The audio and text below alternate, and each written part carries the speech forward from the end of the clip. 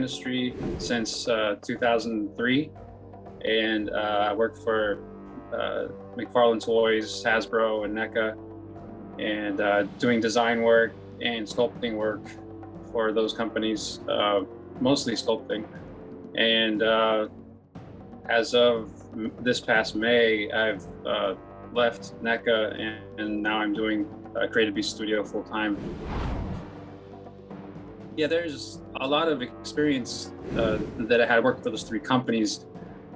Working at McFarlane, I started working for them about 3 weeks after I graduated art school, and that was on a freelance design basis. So working for them was sort of like an additional education, because I couldn't learn how to do action figures when I was in art school. They didn't have that. So working at McFarlane, I really did learn how to sculpt working with them, because before that I was just kind of teaching myself and working with super sculpting and things like that. So I learned how to sculpt toys at McFarlane Toys, and then later at Hasbro, I really learned a lot about articulation and how the joints move and range of motion and things like that. And then working at Neca, we really emphasized bringing those two things together, like articulation with very detailed sculpting. And also, them being a smaller company, I was able to learn a lot about the production side of things and all the different steps involved in as far as making action figures from start to finish, design to the final product. And that's a big long process that involves a lot of people. And I was really just trying to pay attention to how all that worked. And eventually there was a situation where I wanted to do my own figures, and that experience came in handy. So I've working in the toy industry. And I also collect a lot of stuff. You can see some of it behind me. I'm a big fan of the action figure collectibles industry and what it can do as far as bringing art to thousands of people. We've the companies I work for have made some great pieces, some really innovative stuff that I'm really proud to have worked on. But at the same time, I couldn't help but to notice that there is a real lack of wildlife action figures, and most specifically dinosaurs. And I realize we have a lot of Jurassic Park toys in Jurassic World, and that's good, but at the same time they aren't really based on natural history. And I've been a big fan of natural history for a long time. It's been a big influence for me in my work, and it's always one of those things that I wish there was more of in the action figure industry, just having representations of real animals and real dinosaurs and things like that. And it's one of those things that I brought up to the different companies that I work for, to varying results. And basically what it comes down to is that it's too much of a risk to invest in for these larger companies. So it just comes down to me having the right resources and the right skills to be able to give it a chance to happen. And luckily it's worked out so far. 2016 I did the Raptor series Kickstarter, and didn't know what to expect. I went into it with 3 Raptor prototypes, and luckily it did really well. And we ended up, for that one Kickstarter, I think we made like 25 different figures. That was a good start to the line. That was a lot more than I had expected to make. Yeah. And as far as dinosaur toy lines, I mean, there really isn't much if you count action figure toy lines. I mean, we have the ones based on the Jurassic Park, Jurassic World, which are, they're designed for the movies. They're not completely in the direction of scientific accuracy. So they're kind of their own thing. And, there's still room for exploring, the more current scientific discoveries for dinosaurs. One of the distinctions between what I'm doing and the action figures that are on the market now, the dinosaur action figures, those are targeting children, and they're made to be a bit more chunky, a bit more sturdy, and they have a lot less articulation. And so that's aside from the scientific accuracy, there's also that aspect as well. I have to assume it's based on the very broad demographic involved. Basically you have a subject that most people around the world are familiar with. The separation between males and females is about equal. I mean, it's right around 50-50, 40-60, something like that. The age range can be anywhere from 8 years old to 60 years old, generally. So, I mean, it's a very broad range. The thing I have working against me is that I'm just an individual, and I don't have a huge distribution network. So I try to leverage whatever resources I have online for building an audience and things like that. And I have put a lot of work into building my audience through social media. And I even did that before I did my first Kickstarter. I tried to make sure I had an audience in place before I started. I've been really interested in doing some larger dromaeosaurs. Actually, I have Jake Bartsey sculpting Utah Raptor right now. So, and that's something I don't think I've mentioned anywhere before. But yeah, the Utah Raptor is happening, and we're also coming up with some ideas of how to reuse some of those parts for some similar species as well.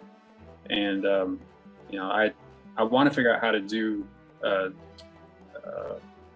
Deinonychus, but it's sort of in between a Utah Raptor and a Velociraptor, so we'll have to figure out like how to get some use out of those parts. But that's basically how it works, is like once I decide to do a new sculpt, I want to be able to share the parts with other animals without compromising any of the accuracy. Because when I did the Raptor line, they all were around 6 feet long.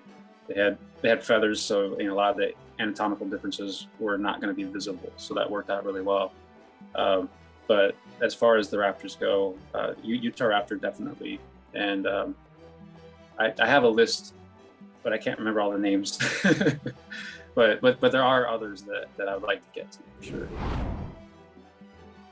Oh, absolutely. Yeah. I mean, it'd be cool to do like pterosaurs or even like Dimetrodon. Dimetrodon is one of my favorite animals, so that'd be cool to do.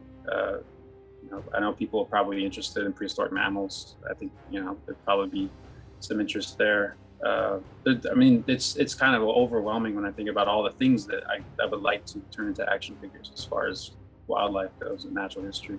It's mind-boggling when I think about, oh, that would be cool, that would be cool, that would be cool. And that doesn't even touch on modern day animals, which I would also be interested in doing too. And that's kind of where I'm coming from, is that I don't see this happening with other companies. I mean, occasionally you'll get like a wolf or a tiger or something that comes with a human figure, but most of the time, 99% of the time, you're getting human action figures. And I'm cool with that. I have a bunch of them myself, but I would also like to have more emphasis on all the different options for wildlife as well. They are expensive to make, and they're getting more expensive. And I don't really do big runs. I used to do between 1,000 and 4,000 pieces each time, and 4,000 is probably as much as I would do right now. But the advantage that I have is that I don't have any employees, and I have very little overhead. I literally work from my apartment. So, I'm able to keep the price, fairly competitive, despite only being able to do small runs. I'm as compared to like larger companies that are, they have a lot of overhead costs. They have a lot of employees and all that. So it's a very different economic dynamic as far as my situation. And as long as I can keep the price at a place where the perceived value seems like of value to people, I think I'm in a good place, and that's what I'm going to try to continue to do. I had connections with some of the factories that Neca uses, and I went over there in 2017 and met with them and oversaw some of the stuff in person. And I was already familiar with their work because I sculpted a lot of creatures for Neca, like Godzillas and Pacific Rim, things like that.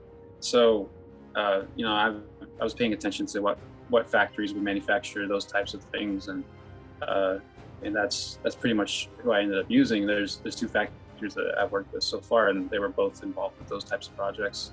Also, Predators and Ninja Turtles. There's similarities there in terms of like texturing and articulation and detailing and things like that. So, it was a great situation to be in, where I had the freedom to develop my own toy line while I'm at a toy company. I don't think I could have done that anywhere else, but everybody there was very supportive, and it's just like this small group of guys, basically like family, and we're all just kind of do whatever we do. And if I had questions, I could ask Randy, my manager, and he was always very helpful. And all the other guys were always supportive. A lot of the guys would back the projects. So I can't imagine that happening anywhere else. So it was a very good situation, and the fact that I am in that situation, or was in that situation, it just makes me feel more like I have a responsibility to try this, because a lot of people wouldn't be in that situation. I think sauropods will happen eventually. I'll probably start off with some smaller ones. Amargasaurus is probably my favorite sauropod, and I think that's probably likely at some point. It'd be great to do the Diplodocus and all the classics, and Brachiosaurus, but there's obviously a lot of other more cost-effective dinosaurs I could do first to build towards that. But it would be very impressive though to have like a big sauropod as like a display piece to go with the other ones. So I think that will happen as long as things continue to go well. I have to build towards it, just like I built towards the Tyrannosaurs. I have to build towards sauropods as well. The main figures are the Tyrannosaurus Rex, of course, and it's the 1/18 scale T-Rex is our biggest figure so far, at 27 inches long. And there's also a 1/35 scale version that's 14 inches. It's the same sculpt, it's just at a different scale. And then outside of that, we have the stretch skulls, which include a bunch of different other species. I believe there's around 16 or 17 other species. And I know last night we just unlocked the Gorgosaurus, which a lot of people are interested in, so that's pretty cool. I think we still have, at this point, I think we still have like 6 more stretch goals left. So once we, unlock all those, we'll end up with 22 figures. That Pachyrhinosaurus is a really important one to me because, if you follow my previous work, I did one for the Jurassic Park line, and I don't like it. I really don't like it.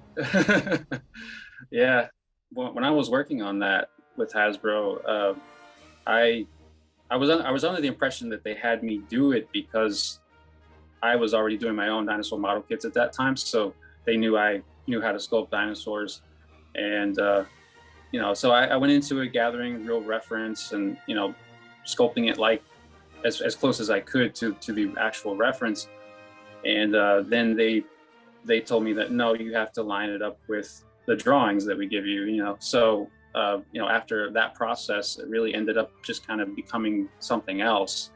And I just, in my mind, I realized like, okay, well, I'm not going to be able to do the dinosaurs that I want to do if somebody else is paying me to do it.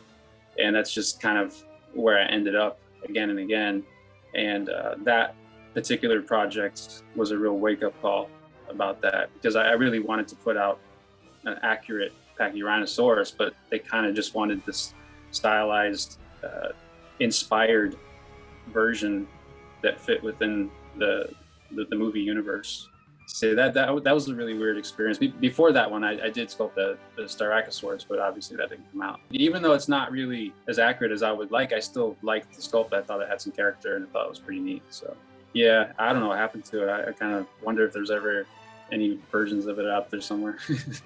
Those figures came out much later than when they were sculpted too. I mean, they've only put out two of them, right? The Allosaurus and the Pachyrhinosaurus, and that, I think that was like 5 years after they were done, if I remember correctly. And it really makes it even more of a shame that the other ones didn't come out, because they were all at that level at that time. And there were so many that weren't made. I mean, we saw some of the prototypes, but there were sculpts that didn't even get prototypes. So I wasn't there for it, but I heard a few other ones that were done, like Cychania and Baryonyx, another Velociraptor. That's all I remember. I mean, you've seen the Carnotaurus and the Stegosaurus. I think that's all that I'm aware of. There might have been something else too, I'm not sure. Yeah, I remember seeing those in the store, and I was thinking, man, we had so many good things lined up. I don't know what happened, because by then I was just working at Neca. I wasn't in touch with Hasbro at that point, so I was scratching my head just like everybody else at that point. So. I never imagined myself working on that line, to be honest. I feel like it's just a little too different than the direction that I want to go into. I'm kind of doing the thing that I want to do at this point. I'm not really sure what I could bring to them. They seem to have a grasp on having the Amber collection it still looks like it goes with the Jurassic World and Jurassic Park toys, but at the same time, you can tell it's at a higher price point. And there's a lot of processes involved to getting that look down that I probably wouldn't be interested in. And if I were to work on that and change things around, I would pretty much just be doing the same figures I'm doing now. so I guess it wouldn't make any sense for me to do that. But it's cool that they are doing the Amber collection. I think a lot of people are enjoying that, so that's good. I think a lot of it comes down to having people who understand traditional sculpting. We've been doing a lot of the digital sculpting for many years in the toy industry now, and the sculpts look great when they're on the computer, but then the print quality might not be as detailed as what was intended. And I see that a lot, where after you have the print and then the molding and the whole process of production, you lose some detail, and then you end up with something that it's just like the detail is very faint, and you can tell it was sculpted digitally. If you look at toys that were sculpted by hand, and a lot of the Neca stuff is still sculpted by hand, especially when I was there, you'd see that there's a difference in like the depth of the details and things like that. And I don't think that there's a lot of companies that are paying attention to the difference. There's just seeing a product, and no, there really is a difference, and that's why I try to be involved with every prototype. I work with digital sculptors, and I'm all for that, but I still get my hands on it at the end to make sure that everything looks a certain way, because I know what that should look like coming from a traditional background. Yeah. My concern with digital sculpting is that eventually you might have too many people who've never actually worked in a physical media before, so they may only be able to judge their work based on other digital sculpting. If you don't have somebody that can see the difference, then that might just become the standard, and you don't really remember what the older sculpts used to look like anymore. That might be the direction that it's going, because there's very few companies that still use traditional media for sculpting. I still don't digital sculpt. I don't really like being in front of a computer, and I really enjoy sculpting with my hands. I know that that's sort of an outdated method, but I think it does help the final product. I feel like it's important to continue having people involved who sculpt with their hands, just so they can ensure that the product looks a certain way at the end. Otherwise, you don't really know what it's supposed to look like after a certain point. So that's something that we always did at Neca, and that's something that I've continued to do with my own stuff. So I think it's a good way to do it. Yeah, it is getting to that point where it's kind of a lost art. I mean, it's not used hardly at all anymore, as far as I know, in the collectibles industry. Luckily, a lot of the people who do digital sculpting transitioned from traditional sculpting, and that is usually a pretty good way to do it because they understand what it's supposed to look like. The concern is when people never actually sculpt with their hands, they don't really get used to how it could look. It's just, it looks really good on the computer, and then, it gets handed off to somebody else, and you just don't know what you're going to get at that point. So yeah, that reminds me, I read some comments about the Otachi that I sculpted for Neca a while back for Pacific Rim. That's the big kaiju with the wings. There was discussion about how I used the digital file and modified it for the sculpt. And I'm reading this, I'm thinking, I just looked at pictures and sculpted with my hands. So I guess that's a compliment. So yeah, I mean, probably the best combination is to just, have an awareness of both, and because they both have their their pros and cons. So I went to see Fast 9, and they showed it in the at the beginning. I don't know if it's even online, but yeah, I saw it in the IMAX, and it's pretty impressive. I was really into it, and to be perfectly honest, I'm a casual fan of Jurassic. I'm not a big fan like some people. Like, my dinosaur experience growing up was Dino Riders. It wasn't so much Jurassic Park, and I like the Jurassic Park movies just fine. But I was really impressed with this preview. It had some really cool stuff in it. It looks like it's gonna be a lot better than the previous one from what I saw. So no, I don't want to say that, but yeah, I agree. It's not that hard. I wasn't super interested in the last one, but yeah, the preview is amazing, and I'm really looking forward to the movie when it comes out. The Tyrannosaur series Kickstarter is still in progress. It ends on October 22nd, which is a week from Friday, and we've already passed $400,000 on the Kickstarter at this point. So we're on our way to funding a substantial amount of figures, and